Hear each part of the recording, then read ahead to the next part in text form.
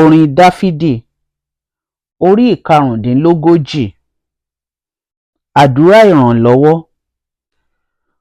Olúwa, gbógun ti àwọn tí ó gbógun tì mí. Fi ìjà fún àwọn tí ń bá mi jà. Dí asà ohun àpáta mú, kí o sì dìde fún ìrànlọ́wọ́ mi.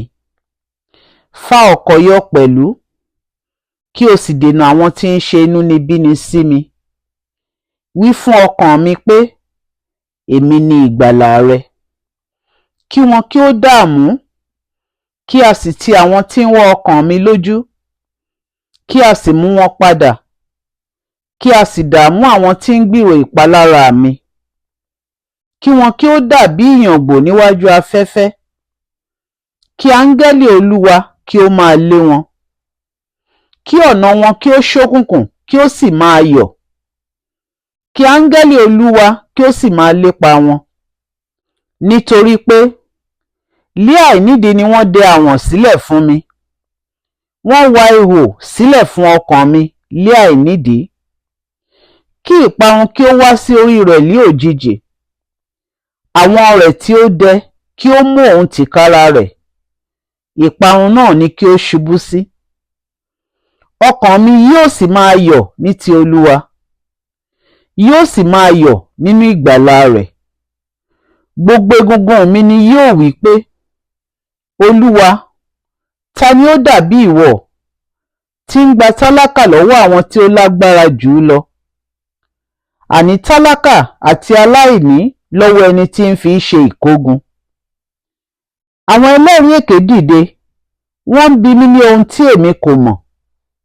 Wọ́n fi búburú san owó fún mi, láti sọ ọkàn mi di òfo. Ṣùgbọ́n bí ó ṣe ti èmi ni, nígbà tí ara wọn kò dá, aṣọ àwẹ̀ lé aṣọ mi. Mo fi àwẹ̀rẹ̀ ọkàn mi sílẹ̀, àdúrà mi sì padà sí mi lé àyà. Èmi ṣe ara mi bí ẹni pé ọ̀rẹ́ tàbí arákùnrin mi tilẹ̀ ni. Èmi ń fi ìbìnújẹ́ tẹríba bí ẹni tí ń ṣọ̀fọ̀ ìyá rẹ̀. Ṣùgbọ́n nínú ìpọ́njú mi wọ́n yọ̀, wọ́n sì kó ara wọn jọ. Àwọn ènìyàn kénìyàn kó ara wọn jọ sí mi, èmi kò sì mọ̀. Wọ́n fà mí ya, wọn kò sì dákẹ́. Pẹ̀lú àwọn àgàbàgebè tí í ṣe ẹlẹ́yà lé àpèjẹ, wọ́n ń pa eyín wọn sí mi. Olúwa, ìwọ ò ti máa wò pẹ́ tó, yọ ọkàn mi kúrò nínú ìparun wọn. Ẹni mi kan náà lọ́wọ́ àwọn kìnnìún. Èmi ò ṣọpẹ́ fún ọ nínú àjọ ńlá. Èmi ò máa yìn ọ́ lé àwùjọ ọ̀pọ̀ ènìyàn. Má ṣe jẹ́ kí àwọn tí ń ṣe ọ̀tá mi lódì kí ó yọ̀ mí. Bẹ́ẹ̀ ni kí o má sì ṣe jẹ́ kí àwọn tí ó kórìíra mi lé àìnídìí kí ó máa ṣẹ́jú sí mi. Nítorí tí wọn kò sọ ọ̀rọ̀ àlàáfíà, ṣùgbọ́n wọ́n ń hùmọ̀ ọ̀ràn ẹ̀tàn sí àwọn ènìyàn jẹ́jẹ́ ilẹ̀ náà.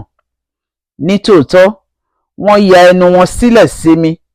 Wọ́n wí pé, àhá, ojú wa ti rí i. Èyí ni ìwọ ti rí, Olúwa. Má ṣe dákẹ́. Olúwa, má ṣe jìnnà sí mi. Rú ara rẹ sókè, kí o sì jí sí ìdájọ́ mi àti sí ọ̀ràn mi, Ọlọ́run mi àti Olúwa mi.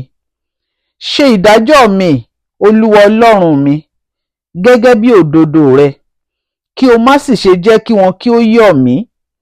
Má ṣe jẹ́ kí wọn kí ó wí nínú ọkàn wọn pé, háà, bẹ́ẹ̀ lé àwa ń fẹ́. Má ṣe jẹ́ kí wọn kí ó wí pé, àwa ti gbé e mì. Kí ojú kí ó tì wọ́n, kí wọn kí ó sì dààmú pọ̀ tí ń yọ̀ sí ìfarapa mi. Kí a fi ìtìjú àti àbùkù wọ̀ wọ́n ní aṣọ tí ń gbéraga sí mi. Jẹ́ kí wọn kí ó máa hó fún ayọ̀, kí wọn kí ó sì máa ṣe inú dídùn, tí ń ṣe ojú rere sí òdodo mi. Lóòótọ́, kí wọn kí ó máa wí títí pé, Olúwa ni kí a máa gbéga, tí ó ní inú dídùn sí àlàáfíà ìránṣẹ́ rẹ̀. Ahọ́n mi yóò sì máa sọ̀rọ̀ òdodo rẹ àti ti ìyìn rẹ ní gbogbo ọjọ́.